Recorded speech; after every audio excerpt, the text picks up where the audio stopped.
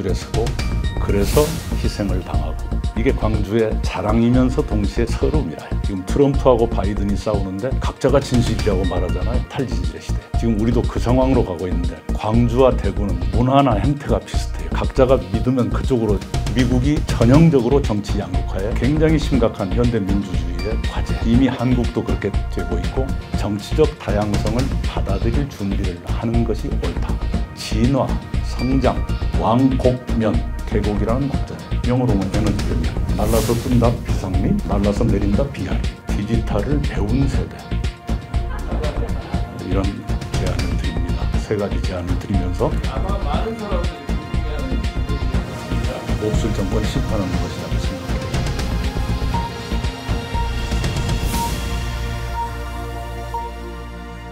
여러분 반갑습니다. 방금 소개받은 이낙연입니다. 안녕하세요.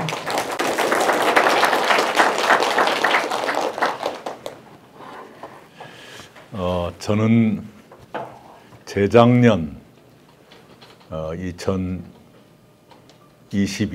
6월 초에 미국 조지 워싱턴 대학에 방문연구원으로 가서 1년 공부하고 돌아오는 길에 독일에 3주 동안 있으면서 독일과 체코 프라하 카를 대학 포함해서 한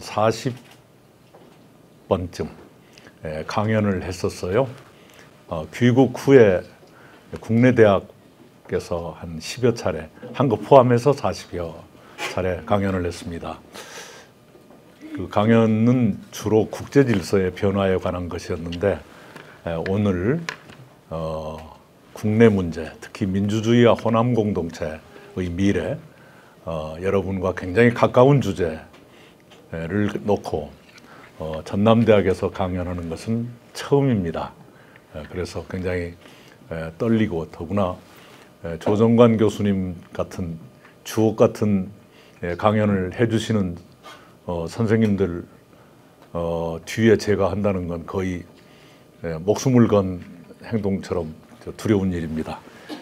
대충 이렇게 하겠습니다. 먼저 호남이라는 곳이 우리 대한민국의 민주주의 또는 정의, 독립을 위해서 어떤 투쟁을 했고 어떤 희생을 치렀던가 하는 역사를 간단히 살펴보고요. 그 다음에 지금부터는 어떻게 할 것인가, 여러분이 주역이 되는 새로운 시대에는 우리 호남은 어떻게 해야 되는가 하는 얘기를 약 30분에 걸쳐서 말씀을 나누겠습니다. 그 다음에 여러분의 질문 받을게요. 호남은 저항의 지방입니다. 언제부터 그랬는지 왜 그랬는지는 저도 정확히 알지 못합니다. 최근의 역사를 쭉 보면 고비마다 늘 호남이 일어났고 호남이 피를 흘렸습니다. 조선 말기에는 동학혁명이 있었지요. 동학혁명은 호남 지방에서 들불처럼 일어났던 그런 운동입니다. 여러 가지 역사적인 의미가 있는데 반봉건, 봉건 체제에 대한 반대, 반부패, 이 탐관 오리들의 부패 행위에 대한 항의, 그리고 항일 독립, 일본의 우리 내정 간섭에 대해서 배척하는 운동의 성격도 띱니다. 그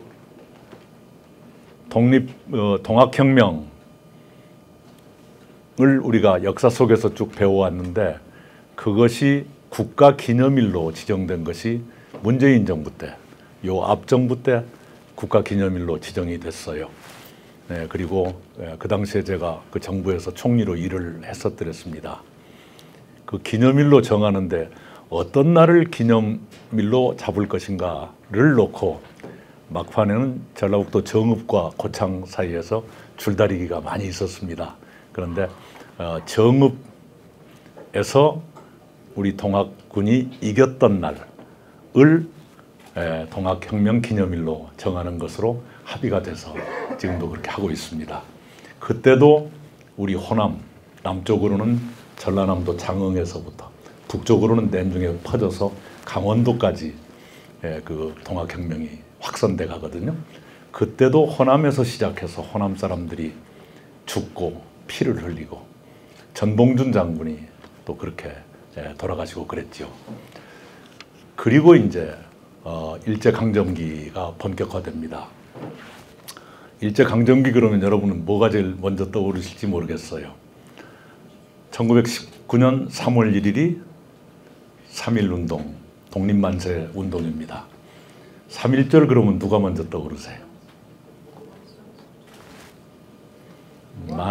많은 사람들은 유관순 열사를 떠올립니다. 유관순 열사가 2018년까지는 독립유공자 3등급에 해당됐었어요. 그걸 서훈 등급이라고 불러요. 1등급은 김구 선생이 1등급입니다. 근데 유관순 열사는 3등급이에요. 그 등급을 따지는데 상훈법, 그 상을 주고 훈장을 주고 하는 상훈법에 따르면 감옥에 몇 년을 있었느냐, 또 얼마만큼 그렇게 희생을 치렀느냐, 이런 것 중심으로 많이 봤습니다. 그러다 보니까 유관순 열사는 3등급이었어요. 그런데 이제 3.1절 100주년이 2019년이었을 것 아닙니까? 100주년에 뭔가 의미 있는 일을 하자고 해서 1등급으로 올려드렸는데, 그걸 서훈 등급 상향 조정, 승격 이렇게 말을 해요. 근데 그게 쉽지는 않았습니다. 이 얘기를 하다 보니까 자기 자랑처럼 되는데, 그때 저도 그걸 결정하는 국무회의를 주재했었더랬어요. 총리로서요. 상훈법에 따르면 어떤 사람의 상훈 등급, 1등급이냐 2등급이냐 3등급이냐라는 것을 한 가지 같은 사유로 두 번 정하지 못하게 되어 있습니다. 3등급인데 2등급으로 바꾸거나 이러지 못하게 되어 있어요. 왜 그러냐 하면 정권의 입맛에 따라서 누구는 이쁘니까 더 올려주고 누구는 아니니까 더 내리고, 이런 일이 벌어질 수도 있을 것 아닙니까? 그래서 상훈법은 같은 사유로 두 번 정하지 못하도록 규정을 하고 있습니다. 유관순 열사는 이미 돌아가신 지 오래되기 때문에 다른 사유가 나오기가 어렵지요. 그런데 유관순 열사 같은 분이 어떻게 3등급에 계속 머물러 있을 수 있느냐,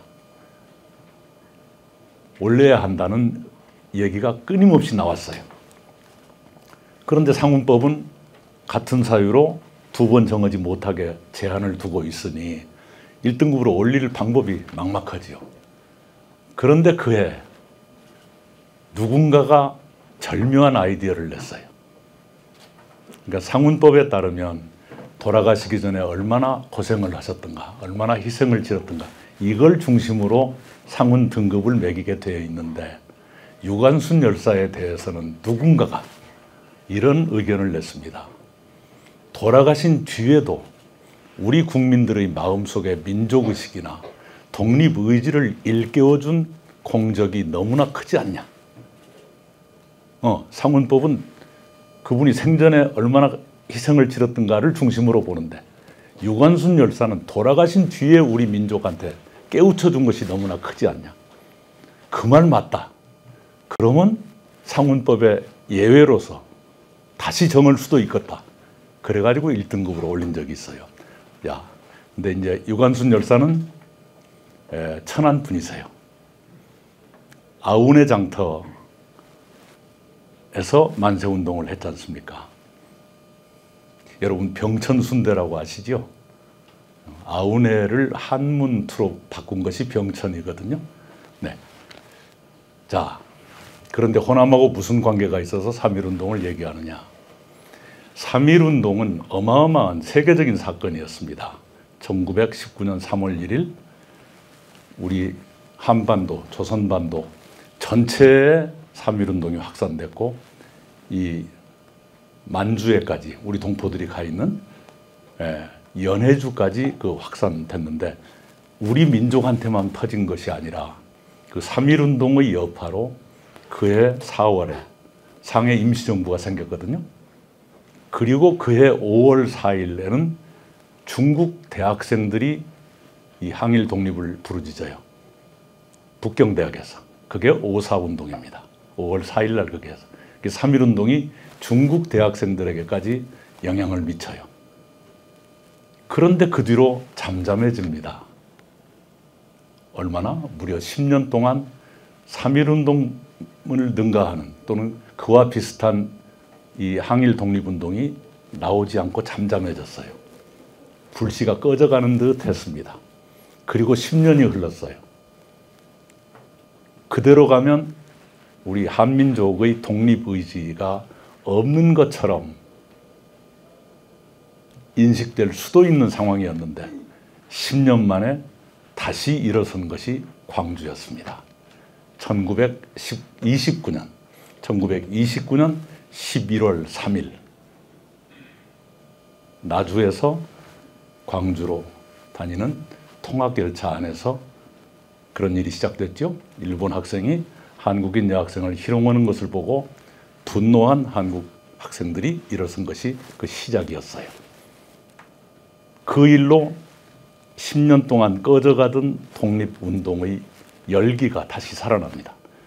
그렇게 해준 것이 바로 광주였고 그 11월 3일이 지금도 학생 독립운동 기념일로 되어 있습니다. 그렇죠? 예. 이렇게 꺼져가던 독립운동의 불씨를 살려낸 것이 광주였고 호남이었어요. 아까 조선이 망해갈 때 봉건주의를 타파해야 한다. 관료들의 부패를 청산해야 한다.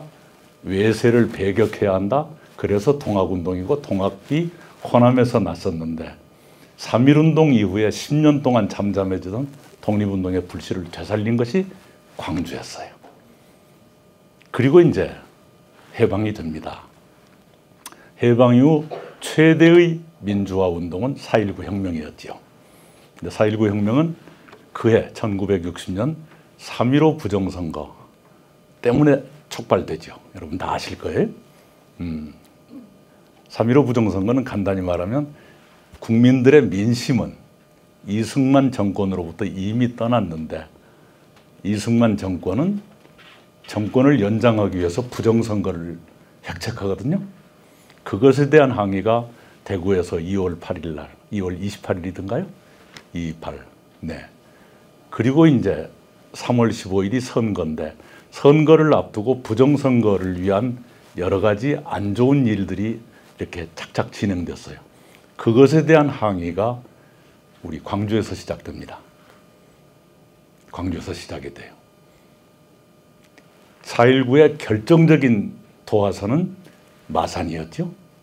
네, 마산이었어요. 4월 11일 날. 그러니까 3월 15일 부정선거가 있었는데 그날 오전에 광주에서 이미 이 선거 부정이 너무 심하다는 이 외치는 행동이 의거가 광주에서 먼저 생겼어요. 그리고 이제 마산으로 갔는데 4월 11일은 우리 호남 출신의 학생 김주열이라는 학생이 바다에서 시신으로 떠올랐죠. 눈 아래 최루탄이 박힌 채로.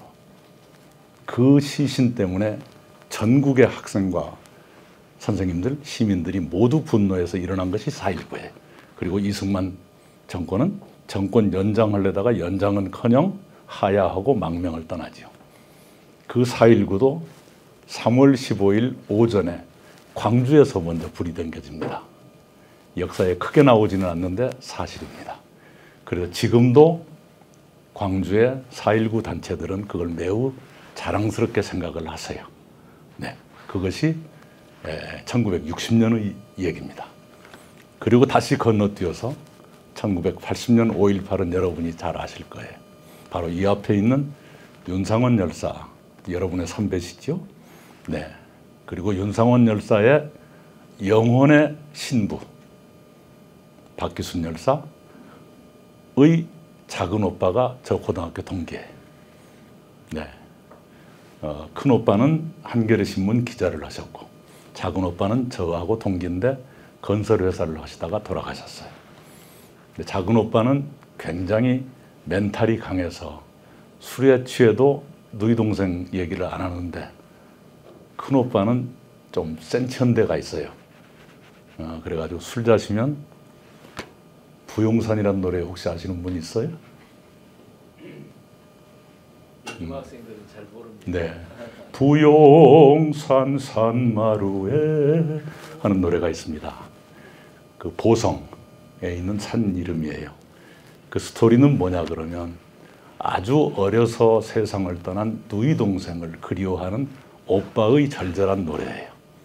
그런데 윤상원 열사의 영혼의 신부의 큰오빠는 막걸리만 드시면 그 노래를 불렀어요. 짐작이 가시죠? 자, 80년 5.18은 무엇이냐? 이렇습니다. 5월 15일 그 이전에 전두환 신군부의 야욕에 대해서 우리 학생들이 분노하기 시작해요.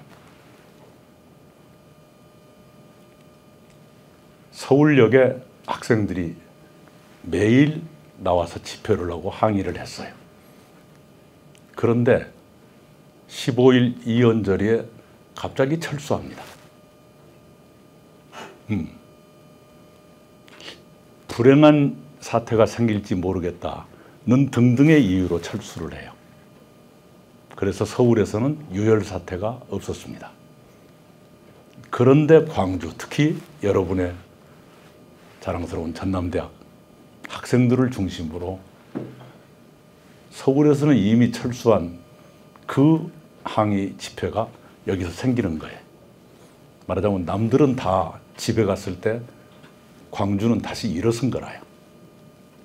그러다 보니까 신군부의 이 진압작전, 억압이 훨씬 더 집중될 수 있었어요. 여기저기 분산됐으면 그들도 병력을 분산했을 텐데 광주에 집중적으로 일어나고 며칠 뒤에 일어나다 보니까 훨씬 더 그 탄압이 집중됐습니다. 그래서 희생이 훨씬 더 커졌습니다. 뭔가 닮았지 않아요? 3.1 독립 만세 운동 후에 10년 동안 잠잠해졌는데 광주가 학생 독립운동을 일으켰다는 것과 80년 5월에 서울 학생들은 이미 집에 돌아갔는데 광주는 오히려 일어났다. 뭐가 닮았죠? 남들이 피할 때도 광주는 일어났다. 그리고 희생이 따랐다. 그 얘기입니다. 네. 광주는 굉장히 자랑스러운 곳인데 서러운 곳이에요. 왜? 희생을 하니까. 항상 희생을 하니까. 그 80년 5.18 피의 대가가 당장 얻어지지는 않았습니다. 그 뒤로 7년의 세월이 흘러서 87년 6월 항쟁으로 이어지고 6월 항쟁으로 직선제가 다시 부활하고 원래 80년 5월에 직선제 요구가 있었어요. 근데 그것이 실제로 현실로 나타나는데 또 7년이 걸려서 87년 6월 항쟁으로 나타나고 그리고 그 6월에 DJ가 사면 복권이 돼서 대통령에 출마할 수 있게 되는 거예요. 광주 시민들이 7년 전에 외쳤던 것이 7년 후에 현실이 되는 겁니다. 네. 그 87 대선이 DJ로서는 두 번째 대권 도전이었어요. 4번 도전하잖아요. 사수 끝에 대통령 되셨는데 사수에 걸린 시간이 무려 1971년 첫 도전에서 97년 4번째 성공해서 26년 동안 그분 호칭이 후보였어요. 네. 이 광주가 늘 그랬었습니다. 남들이 다 눈을 감을 때, 남들이 다 집에 가 쉬려고 할 때 오히려 광주는 다시 일어나서 앞줄에 서고 그래서 희생을 당하고 그 결과는 한참 뒤에 나타나고 이게 광주의 자랑이면서 동시에 광주의 서름이라요. 네, 그래서 여기까지 왔어요. 자, 지금부터 아이고 우리 김경천 의원님 오신 것 같다. 저기 네 우리 김대중 대통령 시절에 국회의원 하시던 김경천 의원님하고 남편 되시는 유태규 목사님이 오셨네요. 앞에 네, 앞줄로 오세요. 네, 앞에 사람 있어요. 네, 어서 오세요. 늦어서 미안합니다. 아니, 별 말씀이에요. 네, 목사님 어서 오세요. 네, 이제 우리 한국의 독립 그리고 민주화를 위해서 광주를 비롯한 호남이 어떻게 외로운 투쟁을 했던가, 얼마나 큰 희생을 치렀던가 하는 걸 간단히 여러분께 말씀드렸어요.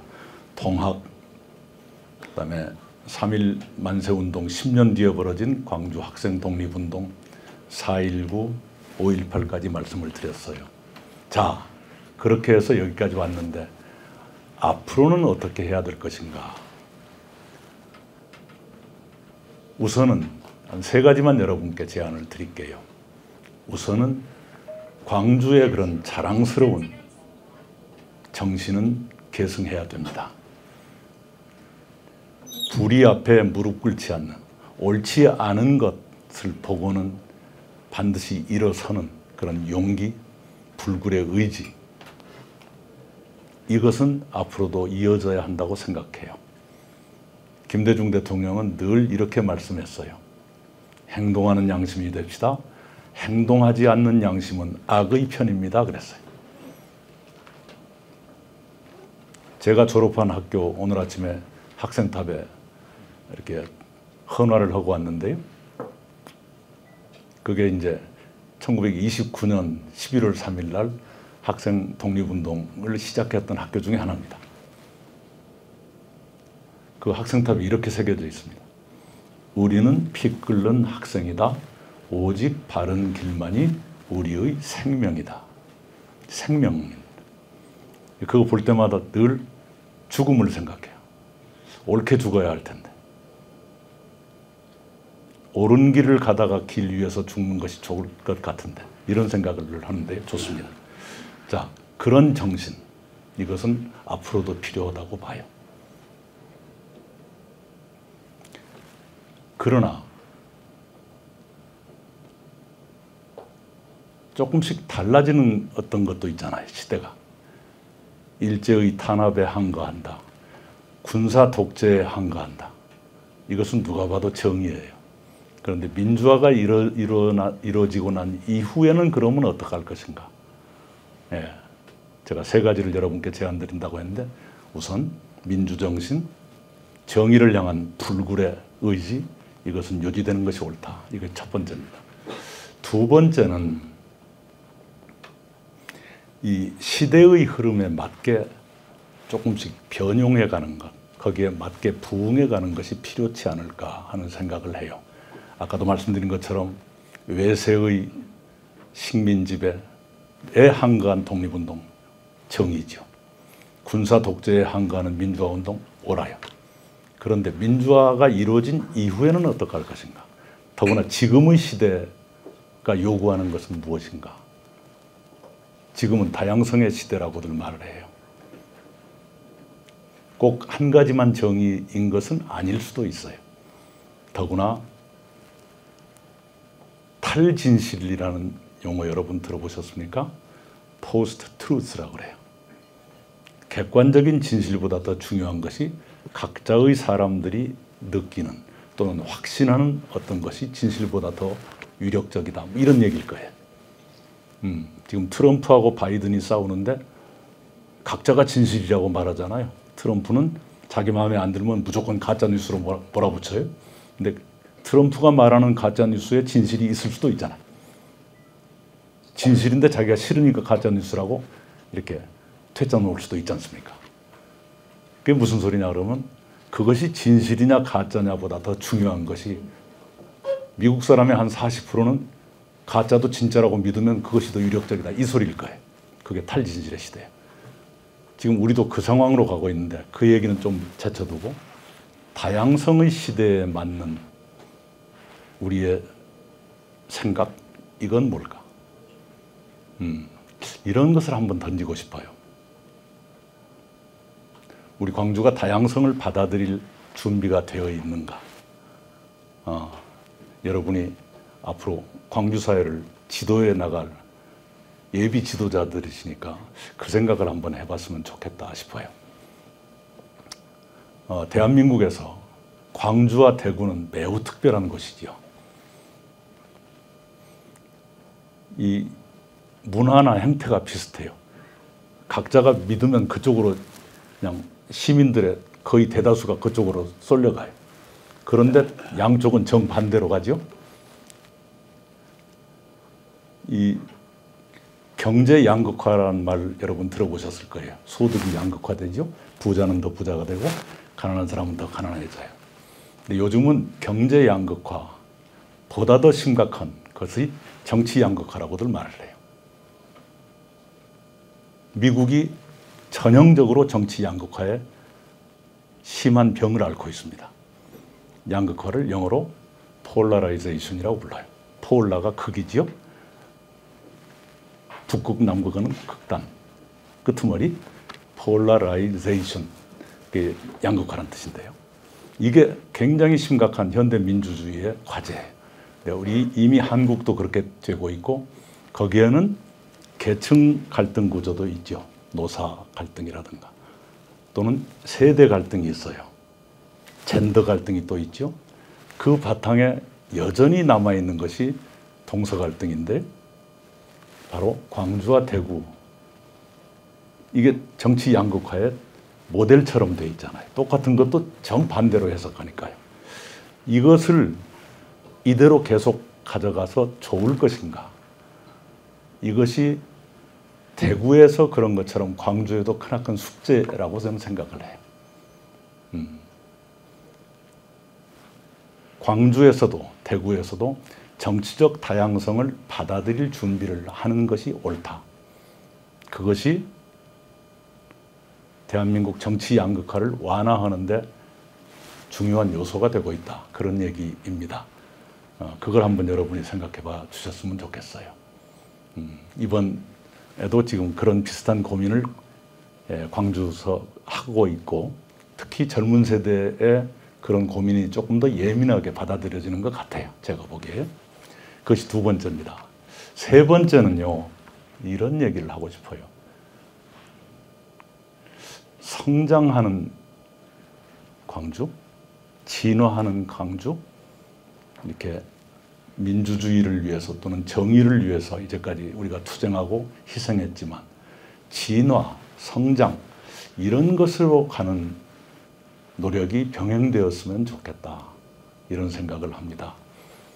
이 한국전력이 이 나주 혁신도시에 들어와 있잖아요. 제가 전라남도 지사로 일할 때 한전 사장님이 조한익 사장님이었고 그때 참 재밌게 일했어요. 예, 그런가요? 네. 이 혁신도시가 들어간 그 동네 이름이 뭔지 혹시 아세요? 이게 지명에 운명이 다 들어가 있거든요. 예. 나주시 산포면 신도리에 혁신도시가 들어가 있어요. 혁신도시, 신도, 가운데 토막 그 한문까지 똑같아요. 희한하죠? 운명처럼. 네. 그리고 에너지밸리가 조성이 되어 있는데요. 에너지밸리는 어디에 들어가 있는지 혹시 아시는 분? 나주시 왕곡면에 에너지밸리가 조성됐어요. 중국 사람들은 에너지를 능이라고 쓰든지 왕이라고 쓰든지 그래요. 중국어 공부해 보신 분이나 중국에 여행해 보신 분 알아요. 능, 가능하다는 능자. 이게 에너지란 뜻이에요. 왕, 왕성하다는 왕자. 날일변에 임금왕자 쓰는 게. 예, 에너지란 뜻이에요. 왕곡면, 계곡이라는 곡자예요. 영어로 보면 에너지밸리 아닙니까? 놀랍죠? 무안공항이 들어가 있는 면이 어딘 줄 아세요? 무안군 망운면이에요. 구름을 바라본다, 망운. 비행기 뜨는 데가 구름 바라보는 거 아니에요? 희한하죠? 네. 청주공항에 들어가 있는 곳은 비상리와 비하리예요. 비행기가 테이크오프 하는 것은 비상리고요. 랜딩하는 것은 비하리예요. 날라서 뜬다 비상리, 날라서 내린다 비하리. 이름이 먼저 생겼어요. 희한하죠. 자, 그 조한익 사장님 계실 때 윤장현 광주시장님 그리고 저 조한익 사장님 세 사람이 에너지밸리를 조성했는데 그때 500개 기업을 유치하겠다 이렇게 발표했어요. 그런데 광주시장님이나 저의 얼굴 보고 기업들이 들어오는 건 아니죠. 저희들이 지원은 하지만 더 중요한 것은 한전이 있기 때문에 에너지 관련 기업들이 들어오는 거죠. 그 이익이 탐나기 때문에, 이익이 매력적이기 때문에. 그런데 지금 520개 기업이 들어와 있습니다. 성공한 거죠. 자, 제가 그 얘기를 하고자 하는 것이 아니에요. 어느 날 조한익 사장님하고 소맥을 먹었는데요. 그런 얘기를 해요. 당신이 사장 취임하고 광주에 있는 기자실에 들렀대요. 인사하러. 그랬더니 어느 기자가 질문을 이걸 하더랍니다. 사장님, 광주 정신을 어떻게 생각하세요? 순간적으로 당황했대요. 전기 팔고 조정하고 이런 사업하러 온 사람한테 광주 정신을 물어보니까 이제 대답은 했겠지만 조금 당황하더라. 당황스럽더라 이런 얘기를 해요. 무슨 말씀인지 짐작이 가시죠? 네, 이제는 광주 정신 우리가 간직하고 계승해야 되는데 그것이 모든 면에 적용되는 그러지 않아도 되는 것 아닌가. 광주도 이제 성장해야 되고 발전해야 되고 또 실속도 있어야 되고 경제적으로도 일자리도 늘려야 되고 하는데 그런 건 좀 자유롭게 하면 어떨까 그런 생각이 들어요. 요즘에 인공지능 도시를 지향하고 있습니다. 광주가 2018년에 문재인 정부가 예타 면제 사업이라는 걸 이렇게 지역별로 안배해서 하게 됐어요. 그 중에 제일 덩치가 컸던 게 경상북도 김천에서 거제까지 연결되는 철도 넣는 겁니다. 남부 내륙철도. 아마도 사업 규모가 7조쯤 됐을 거예요. 엄청난 규모죠. 이제 그걸 하면서 다른 지역에도 예타 면제 사업 신청을 하라. 광주시가 이 지스트와 함께 인공지능 산업을 예타 면제 대상으로 올렸어요. 그게 이제 저희 총리실에도 먼저 그게 들어왔는데 국무조정실장이 얼마 전에 동남 갑에 출마하려다가 못하신 노형욱 씨가 그때 국무조정실장이었어요. 저희 고등학교 후배인데 제가 그분과 같이 일했죠. 제가 그분한테 이렇게 말씀을 드렸어요. 자네가 그걸 한번 좀 도와줬으면 좋겠네. 기왕에 광주시가 신청한 거라면 합격해야 될 것 아닌가. 그런데 이 답안지 보면 합격하게 쓴 답안도 있고 떨어지게 쓴 답안도 있을 텐데 기왕이면 합격할 만한 답안이 되도록 자네가 좀 도와주게. 그런 일이 있었어요. 그래가지고 실제로 그때 지스트 총장이 문승현 총장님, 문승현 총장님과 노형욱 국무조정실장이 몇 차례 이렇게 회의를 하고 그랬었어요. 그래 그게 채택이 됐죠. 그렇게 해서 시작됐어요. 그리고 지금은 인공지능 산업 2단계 사업. 이것도 예타 면제를 받고 싶은데 뭐가 타이밍이 안 맞아서 아직까지 안 되고 있는 것 같아요. 예타 면제가 안 되면 예비타당성 조사를 통과시키기 위해서 무지하게 애를 먹어야 돼요. 그리고 예산 따기 위해서 또 고생해야 되고 예타 면제가 되면 예비타당성 조사를 빼준다는 거거든요. 그러면 더 편해지잖아요. 지금 그 단계에 있는 것 같아요. 기왕에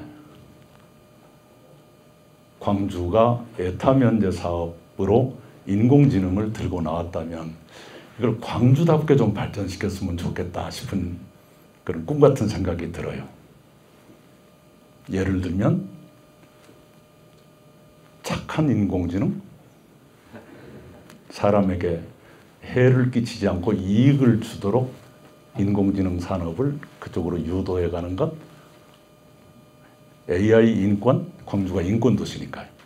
인공지능이 인권을 침해하지 않도록 하는 그런 방향으로 유도하는 것, 이런 것들을, 그러니까 광주 민주주의와 호남 공동체의 미래인데 우리가 이제까지 싸우고 희생하고 피 흘리고 죽고 이런 데서 진화해서 인권도시 광주에 맞는 AI 산업을 키우기 위해서 인공지능이 인간에게 어떻게 착한 친구가 되게 할 것인가, 이런 것들을 한번 해봤으면 좋겠다는 생각이 들어요. 그런데 사실은 제가 여러분 앞에서 이 말씀 드리는 게 되게 웃겨요.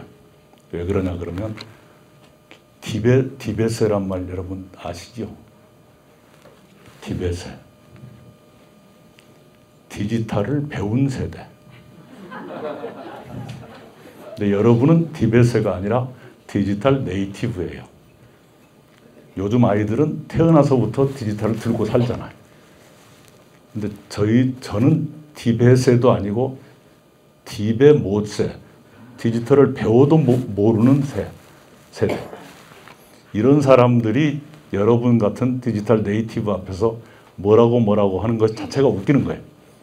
그래서 아까 방향은 제가 말씀을 드리는데 광주의 아름다운 전통, 정의를 위해서 희생까지도 감수하는 그런 자세, 이것이 이제는 광주의 실질적인 발전, 성장을 위해서 기여하도록 하는, 그러면서도 광주다운 가치를 구현하는, 그래서 AI를 제가 예를 들었는데, 제가 여러분께 AI와 관련해서 해드릴 수 있는 일이 있다면 여러분 알아서 하십시오, 이거예요. 디베세가 네이티브 앞에서 뭐라고 떠드는 것 자체가 말이 안 돼. 단지 방향은 광주답게 착한 인공지능을 광주가 맨 먼저 만들어내는 그런 산업을 만들어내고 그런 윤리 규정을 만들어내고 어떻게 써야 하는가 하는 것을 앞서가는 그런 쪽으로 가는 것은 어떨까?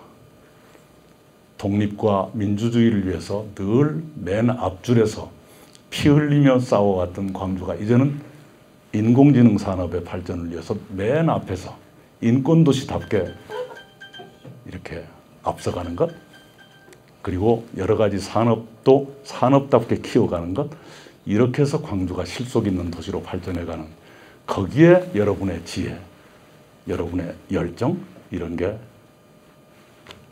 모아지면 더 좋겠다. 이런 제안을 드립니다. 세 가지 제안을 드리면서 저의 미숙한 강연은 이 정도로 마치고요. 여러분 질문 받겠습니다. 고맙습니다. 예, 큰 숙제지요. 저도 먼저 해야 될 더 시급한 것은 이 몹쓸 정권 심판하는 것이라고 생각해요. 정말 큰일입니다. 우리나라 민주주의 지수 세계 17위에서 47위로 굴러떨어졌어요. 17위가 문재인 정부 4년 차든가요? 세계 17위로 올라서고 아시아 1위까지 올라갔습니다. 그것이 지금 47위로 내려가 버렸습니다. 민주주의가 밥 먹여주느냐고 생각할지 모르지만 밥 먹여줍니다. 민주주의가 발전하는 국가는 무역 파트너로서도 존경받고요. 특히 우리 한류는 민주주의의 영향을 많이 받습니다. 국가 위신이 꼬꾸라지면 한류도 덜 사랑하게 되거든요. 요즘 명품 가방 사건 때문에 굉장히 창피해진 거 있지 않습니까? 이 국민들의 이런 걱정을 받아줘야 되는데 가방만 받아주다 보니까 이게 이런 일이 생긴 거 아니에요. 그렇게 해야 됩니다. 그런데 고민은 이 검찰 정권과 싸워야 될 야당이 이른바 사법 리스크가 잔뜩 눌려 있잖아요. 범죄 혐의를 받는 사람이 검사 앞에서 당당하기가 어렵지 않습니까? 이것이 지금 우리 대한민국의 고민입니다. 그래서 누군가는 검사 앞에서도 작아지지 않는 사람들이 있어야겠다는 생각을 해요. 그래야 당당하게 싸울 것 아니겠어요. 그동안에 야당의 장외 집회가 몇 차례 있었는데 시민들의 호응이 그다지 크지 않았어요. 왜 그랬겠어요? 그 사람들에게 힘을 실어주기에는 뭔가 찜찜했던 거죠. 바로 사법 리스크 때문에. 그런 고민이 있습니다. 그래서 이제는 정권 심판을 위해서라도 당당한 사람들이 앞장서는 것이 훨씬 더 효과적일 것 같다. 이런 생각이 있고요. 분열이라고들 흔히 생각하는데 생각을 달리 해야 될 필요가 있습니다. 여론조사를 그동안에 쭉 보면 양당이 모두 싫다는 사람이 30%를 웃돌았지 않습니까? 그런 사람들에게 양자택일만 요구하거든요. 학교 시험 문제에 비유하자면 이 문항 다음 중에서 정답을 고르세요. 1. 윤석열, 2. 이재명. 한 30%의 학생은 답이 없는데요. 둘 중에 고르란 말이요. 아니 답이 없다니까요. 둘 중에 골라요. 이러면 그 사람은 어떻게 하겠어요? 투표장에 안 갈 것 아닙니까? 그런 사람들에게 제3의 선택지를 제공해서 투표장에 가게끔 만드는 것이 그것이 정답일 거예요. 그것을 분열이라고 몰아친다면 답이 없다고 하소연하는 국민들께 선택지를 봉쇄해서 둘 중에 하나만 고르게 하겠다는 얘기인데 그것이 민주적일 거라고 생각하진 않아요.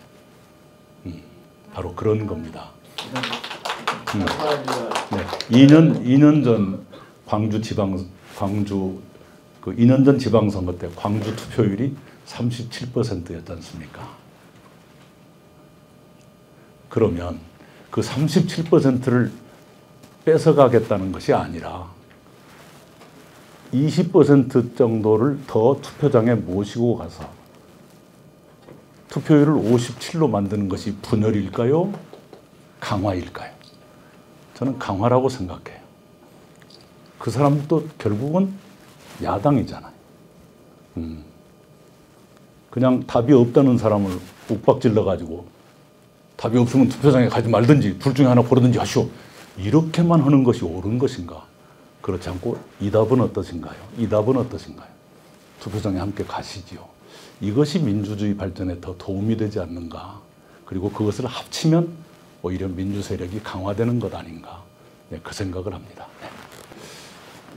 네, 참 어려운 문제예요.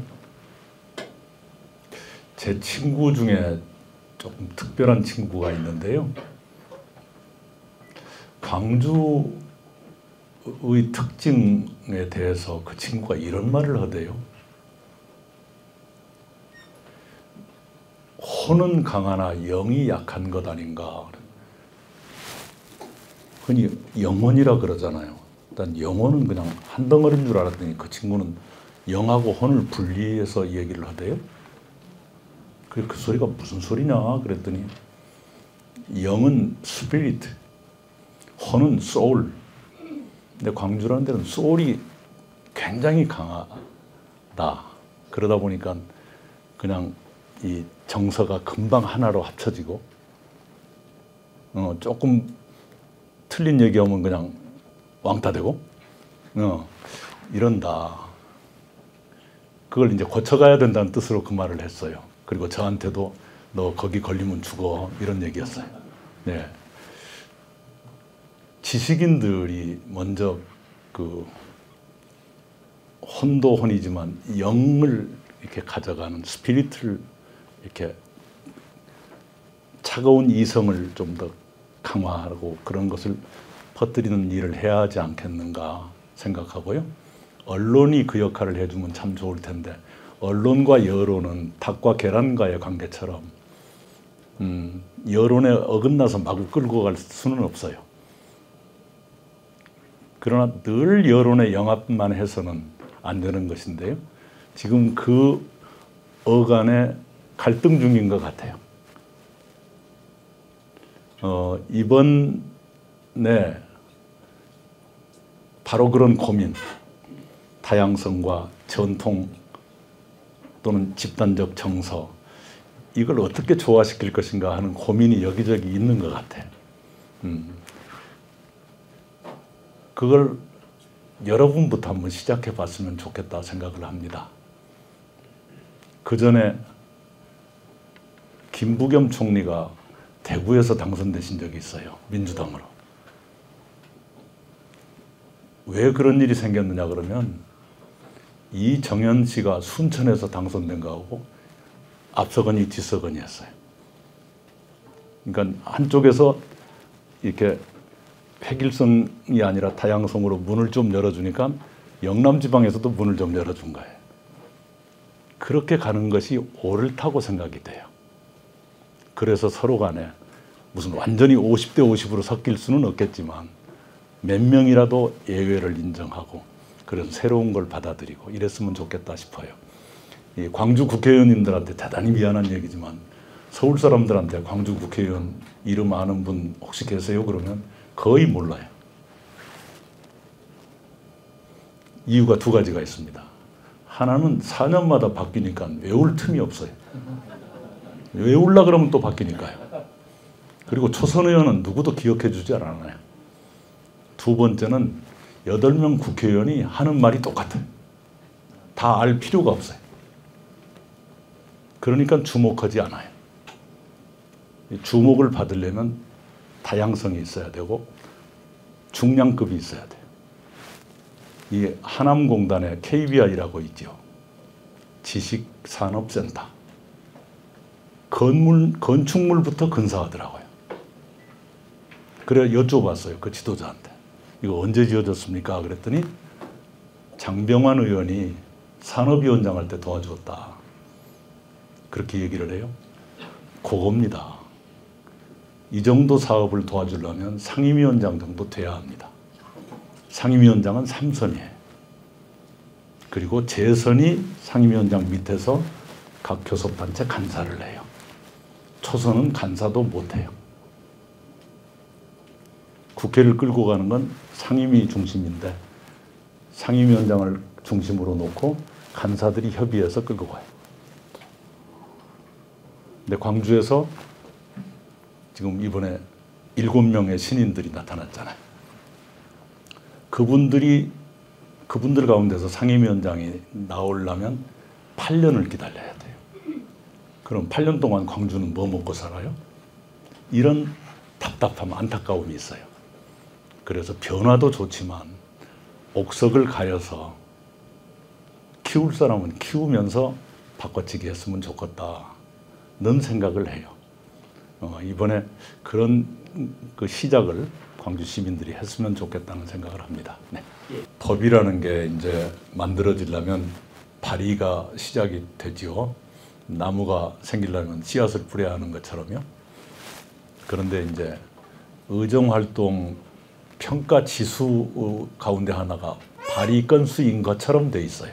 그러다 보면 별로 의미도 없는 것, 아주 작은 것 이렇게 한자 고쳐가지고 개정안 해가지고 이렇게 발의한다든가 그런 일들이 있지요. 그리고 아까 학생이 말씀 주신 것처럼 대부분의 법은 규제하는 법이에요. 법이 많아진다는 건 규제가 많아진다는 뜻일 가능성이 높아요. 이것은 산업 발전에 굉장히 해를 줍니다. 그래서 우선은 이 의정활동 평가를 발의 건수로만 보는 것에서 좀 다른 척도를 개발할 필요가 있다. NGO도 그렇고 언론들도 그렇고요. 그럴 필요가 있습니다. 그리고 그 법의 내용이 뭐였느냐,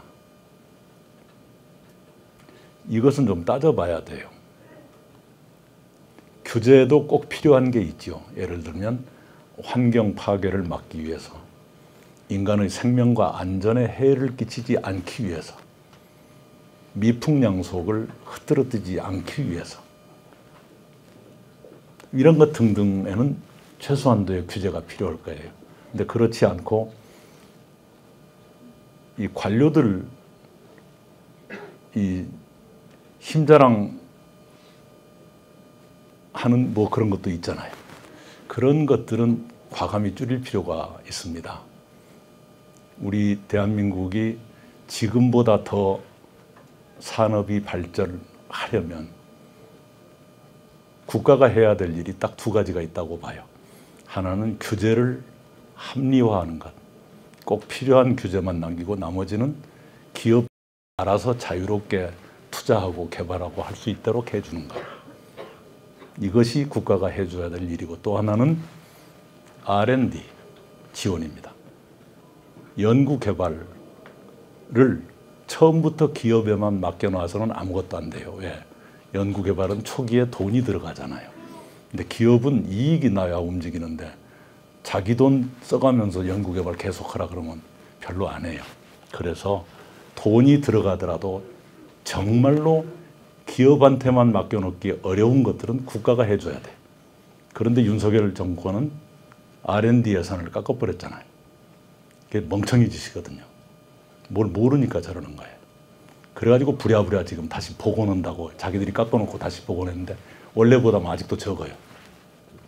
예를 들면 인터넷 원천 기술 누가 개발했는지 아세요? 미국 국방부 산하의 연구소가 개발했어요. 그것이 어느 정도 궤도에 오르면서 기업한테 넘어간 거예요. 기업은 돈이 될 만한 단계부터 자기 것으로 가져가거든요. 그 전 단계는 돈이 안 돼요. 돈이 안 되는 단계까지는 국가가 해줘야 돼요. 그 두 가지 역할을 국가가 게을리하면 산업 경쟁력에서 떨어집니다.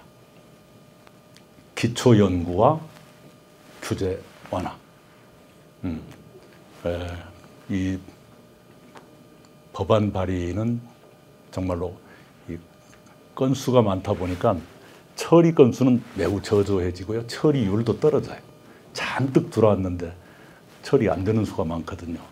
폐기되는 것은 별로 의미가 없는 것이라고 봐서 의정활동 평가할 때 계산을 잘 해야 되는데 아직까지는 그렇게 정교하게 계산되지 않습니다. 네. 광주 시민들의 의견을 꽤 여러 날 들었어요. 놀라운 것은 시간이 갈수록 광산을로 이렇게 의견이 모아지더라고요. 왜 그렇습니까? 하고 여쭈었더니 변화가 필요하다. 광산을의 정치적 변화가 필요하다. 또 하나는 광산을이 너무나 중요하다. 네, 정치적 변화는 제가 여기서 잘못하면 선거법 위반이 되니까 안 할게요. 정치적 변화 또는 정치인 변화가 필요하다는 것이었고요. 광산을이 너무나 중요하다. 이 광주 지도를 보면 광주 면적의 절반이 광산구에 속해 있습니다. 산업시설도 절반이 광산에 속해 있어요. 그리고 자연환경도 어등산을 안고 있지만 더 중요한 것은 세 개의 강이 모여있는 곳이 광산이지요. 담양서 내려오는 극락강, 장성서 내려가는 황룡강, 그것이 만나서 흐르는 영산강, 만나는 지점이 광산입니다. 그 만나는 것이 Y자처럼 이렇게 되기 때문에 그걸 Y벨트라고 불러요. 이런 환경을 가지고 거기에 이제 군공항이 만약 이전된다면 엄청난 공간이 생기게 되거든요. 이걸 어떻게 활용할 것이냐에 따라서 광주의 미래를 광산이 먼저 보여주는 그런 선구자 같은 역할을 할 수 있을 거예요. 미래형 도시가 군공항 부지에 들어갈 수 있다면, 그리고 산업도 지금 하남 산단은 노후돼 가지고 이 노후 산단 현대화, 정비 대상이 돼 있죠. 빨리 해야 돼요. 첨단도 지금 이미 첨단이 아니죠. 슬슬 노후되기 시작해요. 더 첨단으로 가야 돼요. 이런 것을 해가면서 거기에 이제 AI를 접목시키는 걸 통해서 미래형 도시로 가는 산업도 미래형 산업으로 가는 이런 쪽이 필요할 거예요. 제 고향이 전라남도 영광인데요. 예전에 하남 산단에 있었던 좀 오래된 기업들이 영광 대마 산단으로 많이 갔죠. 그런 것 군단위로 보내도 좋고요. 여기는 좀 앞서가는 산업들 왔으면 좋겠다. 그런 미래가 필요하겠다 하는 것입니다. 광산을을 저한테 추천한 분들이 바람은 그거였던 것 같아요. 군공항은 이렇습니다. 어느 도시나 공항이 시내 한복판에 있지는 않아요. 네, 보통은 버스나 모노레일이나 또는 열차 이런 걸 통해서 한 30-40분 나가도 괜찮습니다. 그리고 물론 광주 시내에서 공항을 이용하실 분들은 멀어지면 불편하겠지만 그 대신에 얻는 것이 더 크다면 괜찮지요. 그동안에 군공항 이전을 위해서 여러 가지 시도를 했는데 안 됐어요. 제일 큰 이유는 국방부의 관심 부족이에요. 제가 총리 때 국방부 장관한테 뭐라고 해봤는데 말을 잘 안 듣더라고요. 대통령 되면 말 들을 거예요. 네. 다른 지방의 공항 이전에 대한 태도하고 달라요. 대구공항을 군위군으로 옮겨갔는데 그때 어떻게 했던가 이 모델을 광주에 적용하면 지금과는 다른 결과를 얻었을 거예요. 그건 제가 이제 그 정부 떠난 뒤에 그 일이 진행됐는데 그런 것이 좀 안타깝습니다. 국방부와 청와대의 적극적인 개입이 있으면 될 수 있을 거예요. 될 수 있을 겁니다. 그런 정도까지만 힌트를 드릴게요. 저에게는 5명의 동생이 있는데요. 그 중에 셋째, 넷째가 여러분 선배예요. 셋째 동생 고3 때 이런 일이 있었습니다. 그때 제가 신문기자가 막 돼서 월급도 받고 다니고 할 때였어요. 근데 갑자기 그 동생 생각이 나더라고요. 그래서 영광 법성에 있는 법성상고를 찾아갔어요. 제 동생이 고3이었거든요. 그 이제 빵집으로 불러내가지고 빵을 먹으면서 너 졸업이 얼마 안 남았는데 어떻게 할래? 그랬더니 아버지가 학교 졸업하고 농협 직원 되라니까 농협 직원 되지 뭐. 그래. 암만 해도 대학 가는 게 좋겠다. 그 차이가 너무 크더라. 형이 세상을 살아보니 대학을 준비를 해라. 내가 한번 도와주마. 그 대신에 국립대학 가야 한다. 내 사립대학은 못 도와주겠다. 그래가지고 여러분의 선배가 됐어요. 네. 그 친구가 지금은 대한민국 50대 안에 들어가는 그룹의 부회장이 되어 있습니다. 네. 지금도 그 얘기를 하면 동생은 울컥울컥해요. 물론 그 친구가 대학 다닐 때 공부를 부지런히 해가지고 장학금 많이 받았어요. 제가 특별히 도와준 건 없습니다. 단 대학을 가게 했다. 그것이 자기 인생을 바꿨다. 그것 때문에 지금도 그 얘기하면 이렇게 울컥울컥해요. 여러분이 광주에 있는 대학을 다닌다고 결코 꿀리지 마시고요. 얼마든지 길은 열려 있으니까요. 재밌게 했으면 좋겠어요. 여러분은 여러분의 선배 세대 또는 아버지 세대보다 힘든 것 같지만 가능성은 훨씬 더 다양할 겁니다. 여러분이 갈 수 있는 진로도 다양하고요. 그걸 좀 이렇게 기꺼운 마음으로, 기쁜 마음으로 선택해가고 도전하고 그러길 바랍니다. 여러분 앞에 좋은 일이 많이 있을 거라 믿습니다.